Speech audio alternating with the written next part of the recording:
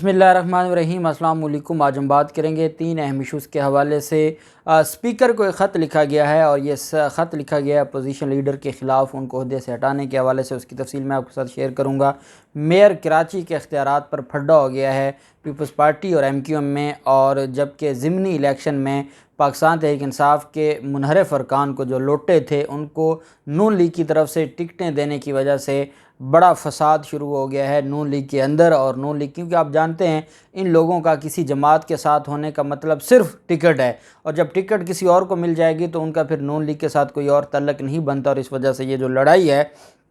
वो बढ़ती जा रही है। और हकीकत ये है कि जो आज इन्होंने पेट्रोल बम गिराया है आवाम पर, बिजली बम और पेट्रोल बम,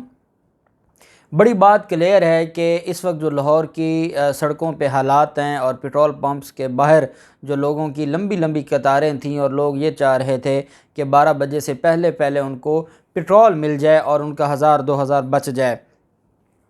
मैं यह समझता हूँ कि अवाम जब तक बाहर नहीं निकलेगी, अवाम अपने हकूक़ के लिए खड़ी नहीं होगी। ये अभी हमें देख रहे हैं, ये चेक करते हैं कि क्या अवाम में अभी कोई सकत है या नहीं है। और ये अवाम को इतना बड़ा जुल्म कि आप एक हफ़्ते में 60 रुपये बढ़ा देते हैं और आप बताते तक भी नहीं हैं। और जिन लोगों ने, और आप अंदाज़ा लगाएं कि जो पेट्रोल माफ़ी है उनको कितना ज़्यादा फ़ायदा हुआ होगा, जिन्होंने चले मान लेते हैं कि 180 रुपये में पेट्रोल लिया होगा और उनको आप 30 रुपये का फ़ायदा पहुंचा रहे हैं, तो वो आप तो सिर्फ़ और सिर्फ, और आपने कितनी कमीशन ली होगी मिफ्ता इस्माइल के अकाउंट्स में, शायद खकान अब्बासी के अकाउंट्स में, मरीम नवाज़ और शहबाज शरीफ के अकाउंट्स में तो अरबों रुपए आ गए होंगे। और रगड़ा किसका निकल गया? गरीब आवाम का। और गरीब आवाम भी इमरान खान आपको बुला रहा है, इमरान खान आपको आवाज़ दे रहा है कि ये या ग़ुलामी बर्दाश्त कर लो, या ये जो इन लोगों की तरफ से दिन ब दिन अवाम का जीना मुहाल किया जा रहा है, या इस तरह रो रो के जी लो, या अपने हकूक़ के लिए खड़े हो जाओ, क्योंकि जब तक अपने हकूक़ के लिए खड़े नहीं होंगे ये हालात ऐसे ही रहेंगे। बहरहाल हम बात कर लेते हैं, पहले हम बात कर लेते हैं कि कल एक इमरान खान का इंटरव्यू हुआ था समी इब्राहिम के साथ। उस इंटरव्यू में इमरान खान ने हालात का जो एक हालात की संगीनी बताई थी, और ये ऐसी संगीनी थी कि जिसकी वजह से इमरान खान कौम को और दुनिया को ये बताना चाहते थे कि जिस तरीके से इम्पोर्टेड हुक्मरान हमारे ऊपर मुसल्लत किए गए हैं, ये पाकिस्तान को नुकसान पहुंचाने के मकसद के लिए हैं। इनका कोई और एजेंडा नहीं है सिवाय इसके कि पाकिस्तान को नुकसान पहुंचाना, और पाकिस्तान को नुकसान पहुंचाने के लिए ये किसी भी हद तक जा सकते हैं। इमरान खान के बयानात को सियाको सबाक से हट कर जो मीडिया ने ना पेट्रोल बम को डिस्कस किया, ना डीज़ल बम को डिस्कस किया, ना जो बिजली बम गिराया गया उसको डिस्कस किया, क्योंकि उनको इश्तिहारात मिल रहे हैं। अब अगर मीडिया को ये लगता है, ये जो तुर्की गए थे और तुर्की से ये पैसा और भीख मांगने गए थे, इनको शर्म नहीं आती कि ये तुर्की के पास गए और कौम के करोड़ों अरबों रुपए ये आने जाने में इन्होंने लगा दिए हैं। इतना बड़ा भारी वफद गया है और ख़ाली हाथ ये लौट आए हैं, तो ये किस तरफ मुल्क को लेकर जाना चाहते हैं। और समी इब्राहिम के प्रोग्राम में अगर आप बात करते हैं बगावत की, गद्दारी की, तो आप बिलावल ज़रदारी के ख़िताबात को देख लें, आप आसिफ ज़रदारी की बातों को देख लें, सिंधु देश वालों की, आप जो जाग पंजाबी जाग के नारे लगाते हैं उनकी बातों को देख लें, तो वो आपको इमरान खान की बात तो बहुत कम, इमरान खान तो किसी और सेंस में बात कर रहे हैं। और वो पाकिस्तान के जो मुक़्तदर तबकात हैं, हल्के हैं, सुप्रीम कोर्ट है, हमारे इदारे हैं, उनको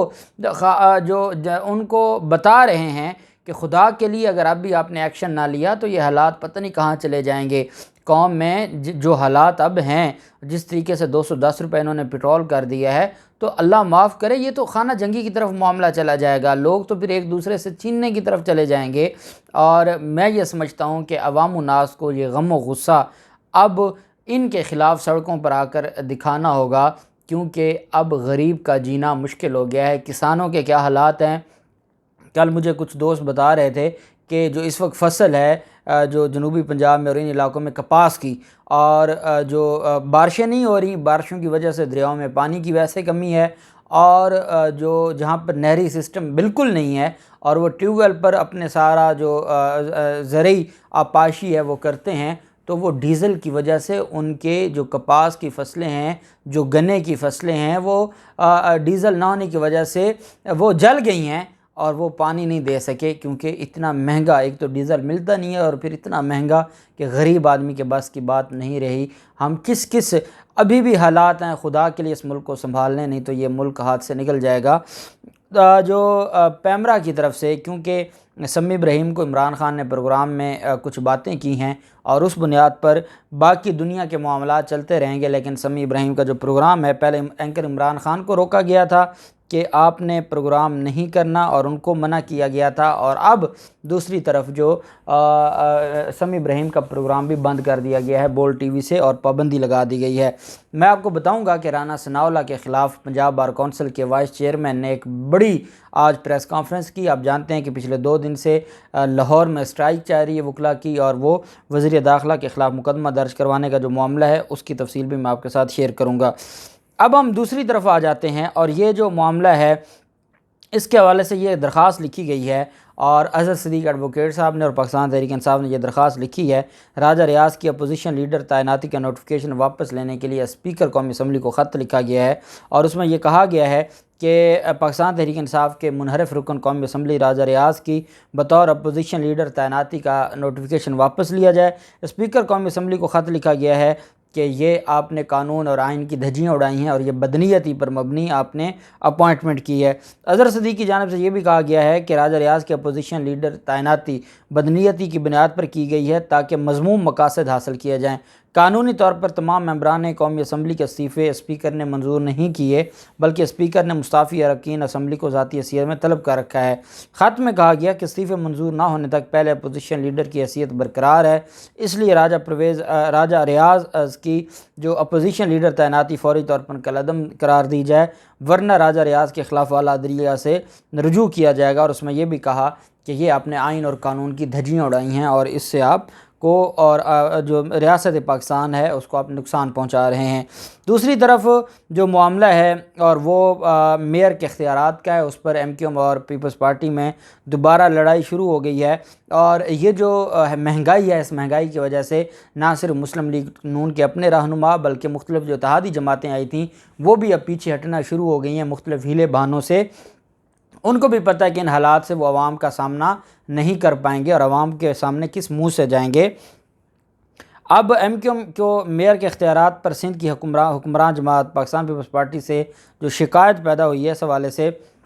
متحدہ قومی موومنٹ کے کنوینر ڈاکٹر خالد مقبول صدیقی کا کہنا ہے کہ زرداری صاحب بے اختیار میئر دینے کو تیار ہیں، ایسا میئر جس کے پاس کچرا اٹھانے کا بھی اختیار نہیں ہے، وہ ہمیں عہدہ دینا چاہتے ہیں اور ایسا عہدہ ہم نہیں لیں گے۔ ایم کیو ایم نے موجودہ حکمران اتحاد سے جن شرائط پر شمولیت اختیار کی تھی اس میں مضبوط بلدیاتی انتخاب اور میئر کو مکمل بااختیار بنانے کی شرائط تھیں، لیکن انہوں نے کہا کہ اب تک کسی ایک شرط پر بھی پیپلز پارٹی پورا نہیں اتری، اس وجہ سے ہم واپسی کا ہم نے سوچنا شروع کر دیا۔ یہ ایم کیو ایم کی طرف سے آج باقاعدہ دھمکی لگائی گئی ہے، جبکہ جو پاکستان مسلم لیگ نون ہے، پہلے جو منحرف لوٹے تھے ان کے حوالے سے یہ بات چل رہی تھی کہ اب جو ضمنی الیکشن ہے، ضمنی الیکشن میں ان لوٹوں کو، کیونکہ وہ جہانگیر ترین اور علیم خان اس سارے معاملے کو دیکھ رہے ہیں اور وہ چاہتے تھے کہ ہمارے لوٹوں کو آپ